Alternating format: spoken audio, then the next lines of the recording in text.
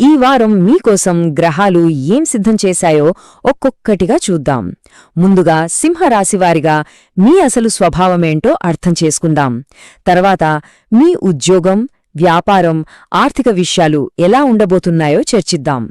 ఆ తర్వాత మీ విజయానికి అడ్డంకిగా మారే కోపాన్ని ఎలా అదుపులో ఉంచుకోవాలో, ఏ రోజులు మీకనుకూలమో, ఏ పరిహారాలు పాటిస్తే శుభ ఫలితాలు కలుగుతాయో అన్ని వివరంగా తెలుసుకుందాం.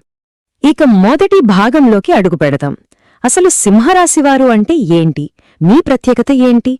మీ బలాలు, బలహీనతలు ఏంటో తెలుసుకుంటే ఈ వారం ఫలితాలను మనం ఇంకా బాగా అర్థం చేసుకోవచ్చు. సింహరాశి అనగానే మనకు గుర్తొచ్చేది రాజసం. దానికి కారణం గ్రహాలకే రాజైన సూర్యుడు మిమ్మల్ని పాలించడమే. అందుకే మీలో ఆ నాయకత్వ లక్షణాలు, ఆ ఆత్మాభిమానమనేవి పుట్టుకతోనే వస్తాయి. మీరు ఎక్కడున్నా నలుగురిలో ప్రత్యేకంగా కనిపించాలనుకుంటారు. గౌరవానికి మీరిచ్చే